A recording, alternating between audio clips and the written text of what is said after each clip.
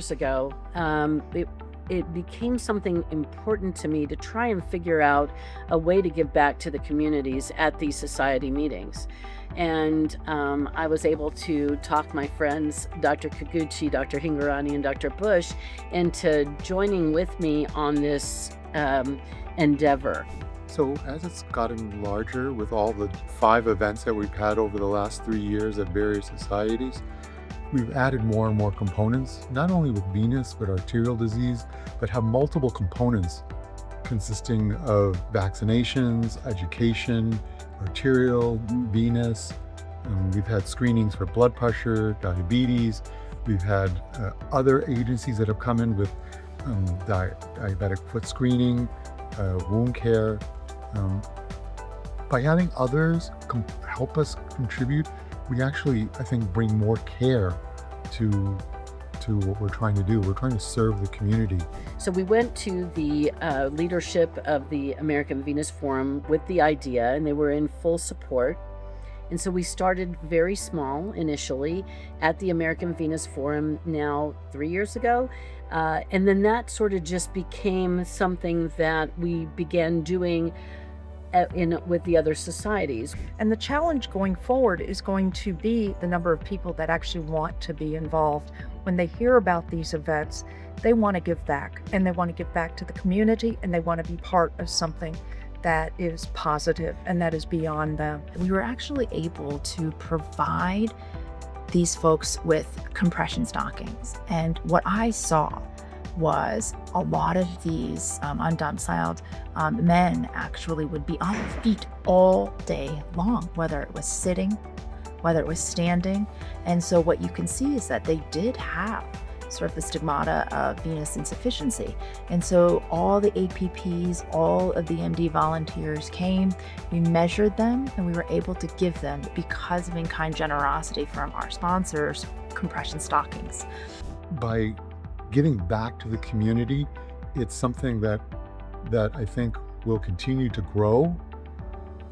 Since it's a new change for the organizations and the societies, we've actually had a lot of uptake from industry. They're very interested in also participating and giving back to the community. We really had a great group of people we worked with here in Denver. The Denver Rescue Mission is a nonprofit charitable organization that has multiple locations in Denver to treat sort of the crisis of homelessness. And when we spoke with them, they were very eager to work with us and really sort of just surprised, I would say, that we would want to help when sort of all of us were coming in from different areas and gathering together and putting our efforts into sort of a day of service, if you will. And when we spoke with them, we initially thought about a place that was really walking distance from the hotel. That was our initial location. But as we sort of talked about, they know where the greatest need is.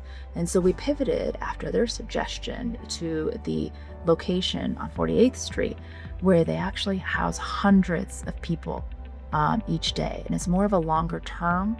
When I was president of the Eastern Vascular Society, I really wanted a day of service and a venous educational event. And again, it was one of those things where I went to the board and I asked them their thoughts on it, and it was very much supported. And so we had a wonderful event there as well.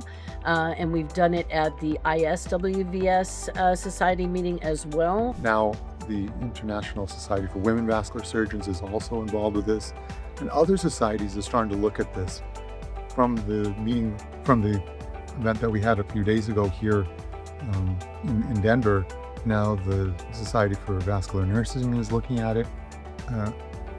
I think it's something new, it's something exciting, and I think it gives an opportunity for not only the organizations to give back to the communities where we're visiting for our meetings, but also for industry to be involved. It's a great partnership, quite frankly.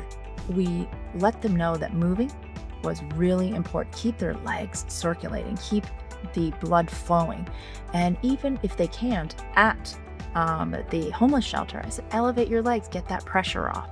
So we talked to each one of them about that. But in addition, we actually had folks do blood pressure. readings. And interestingly, while we were checking their pulse, we found many of them had arrhythmias. AFib was the most common, and we talked to them about what AFib means, what are some of the sort of dangers of AFib, and who they should see in their free clinic. What was great about this Denver rescue mission as well is that they do have a associated clinic where they could follow up at. So what we have learned over time is that it is very much about the community and the community needs.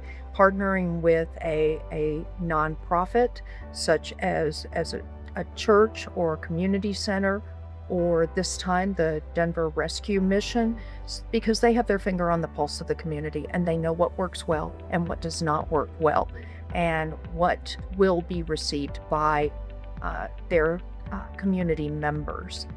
We had over 30 volunteers that came on their own time to help all of these folks, and it was really embodies the spirit of the AVF about education and giving back to the community, and it was something that I know all of the members of the committee were really proud of. There is a lot of excitement around these events going forward and reaching out to other organizations. So the International Society for Women Vascular Surgeons is hosting an event in May at their annual meeting. The Eastern Vascular Society in September is hosting an event. It's been a record year, and every year we learn from our events from the previous year. Our first event, we found success in helping 20 people, and now 350. I mean, that's an incredible jump in 3 years.